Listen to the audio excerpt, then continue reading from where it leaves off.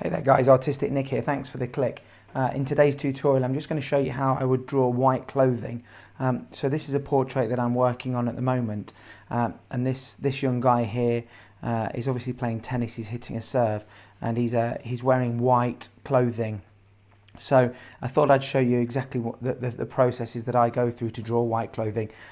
Obviously any of you that have done any types of drawing before understand that you really don't want to leave anything white on your page. If you leave something completely white, it makes it look flat. And when we're looking for pencil drawings that look realistic, photorealistic, hyper-realistic, we want to make sure that what we're doing is we're never leaving any part of the paper completely white. So for this I'm going to be using a 2B pencil. I've got a kneaded eraser or a putty eraser, and I've got a very soft brush. So what we're going to do on this white shirt here is I'm going to look for the areas that are still the darkest. If I show you the reference image, so this is our reference image. So this is the white shirt that we're going to be working on. So these areas here, they're not white, these are darker areas. So what I'm going to do is I'm going to draw those in with the 2B pencil. Very lightly. So I'm just again looking for the darkest areas, and I'm just very lightly just working my way into these. They're actually creases on the t-shirt. So I'm just finding the darker areas, not pressing on too hard. That's really important, and you'll understand why in just a second. You can actually see that I've done a little bit of work on the shorts here also, so that's hopefully something that we're going to be able to recreate, that kind of look. So I'm holding the pencil. I'm not bearing down on the pencil is what I'm trying to say. I'm holding it a little bit further away from the end, just so that this pencil moves freely, and it isn't. I'm not grinding down into the graphite. So I'm going through this process of just finding these darker areas with the 2B pencil, which I can actually get quite dark, and a lot of people can't really believe that in a white t-shirt I'm actually going to be using something quite so dark as a 2B. These pencils are actually really quite dark as well. This is the Caran D'ache pencil that I'm using. Now, one thing that you must remember when you're trying to draw white or blonde hair, anything like that, is the white can be represented by something that isn't white as long as the surrounding areas are darker than it. So for example, it's why I've added this background here. This can be quite dark as long as this is darker. And what our brain does is it interprets it slightly differently. So if I were to leave this page completely blank and I was to use the 2B pencil on here, my brain would interpret this as being darker than this, so we wouldn't be able to get the understanding that this is a white t-shirt. But because the background is so dark, I'm actually going to be able to trick our brain into believing that it's a whiter t-shirt or a white collar or whatever it may be, or in some cases, like we've spoken about in previous videos, it can be blonde hair. So again, I'm just looking for these areas that are the darkest, these creases in this guy's t-shirt,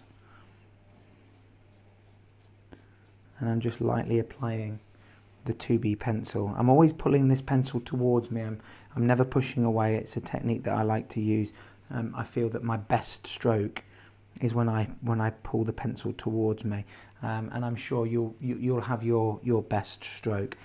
It may be pulling or pushing away from you. I haven't met many people that draw that way by pushing the strokes away from them, but I'm sure that they do exist.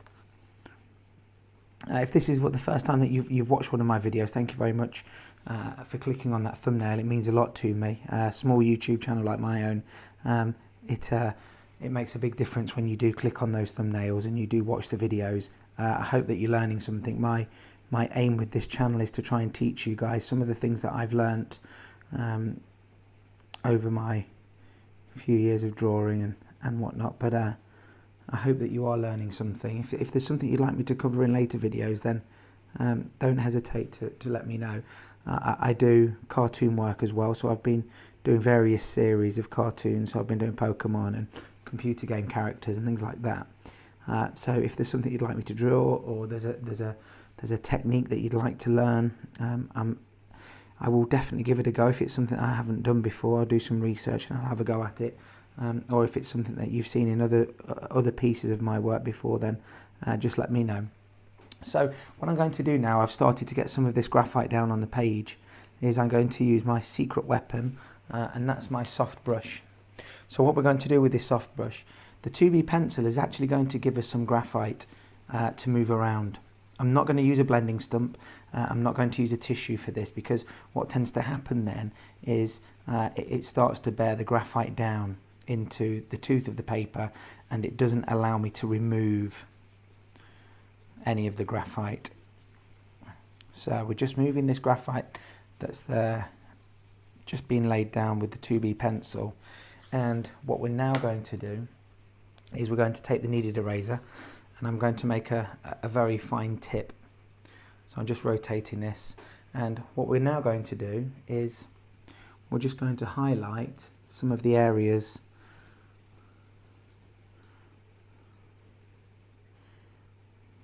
just making sure that we do stick with the light direction that we've established over the rest of the drawing.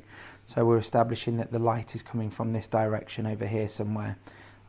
So the light is going to be catching these creases on this side,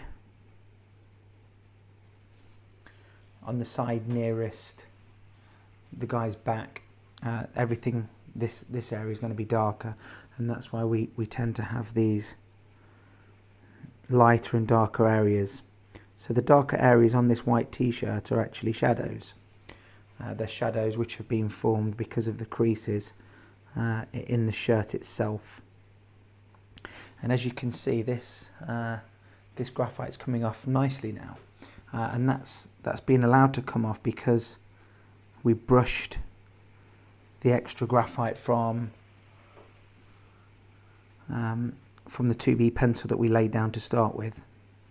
And I'm just looking at the reference, and I'm just making sure that I'm getting something that resembles. Now it doesn't need to be absolutely perfect. If you're going for photorealism and you're going for something that looks absolutely perfect compared to the reference, then by all means make sure you get the creases in the right place and you get them all in the right area.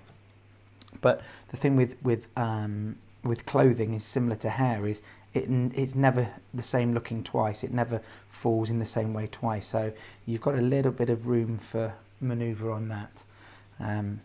So what I'm doing now is I'm just brushing again, and what that does is it just tones down that highlighted area a little bit, so that I can then come back in and just start picking up again a few of these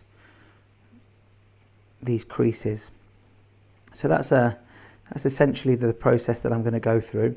So I'm laying down some 2B pencil into the darker areas, and even in a very light t-shirt, you're going to find darker areas within the range of value that you've got for that t-shirt. So obviously I'm not going to go as dark as I have done on the tennis racket over here, but I am going to be looking at going darker, so that we do then create this three-dimensional look.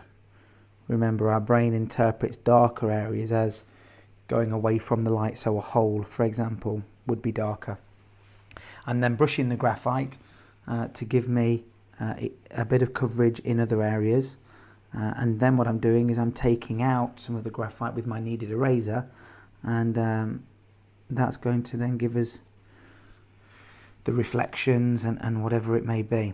So that's my advice for you. Give it a go. Practice makes better. Never perfect. So you're never going to be perfect, but it's certainly going to make you better. Give that a little go. Let me know what you think in the comments below. If you haven't subscribed to the channel, please go ahead and do that. Don't forget to turn the notification bell on. I'm trying to aim for daily videos at the moment. I'm going through a bit of a video surge. And it's actually, my channel's really starting to take off. So if you're a new subscriber to my channel, thank you very much for subscribing. I'm glad you liked it. You may have come through one of my cartoon tutorials. Fantastic.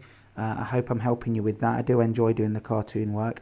If this is the first realism drawing that you've seen me doing, I hope you're inspired to go and have a go and start picking up that pencil as well as the pens. I started out by drawing cartoons. I enjoyed drawing cartoons, but this is where my passion lies with the realistic work. So thank you very much for watching. You can get hold of me on Facebook, Instagram and Twitter. You can also check out my new website that I've recently built, which is howtodraw.com.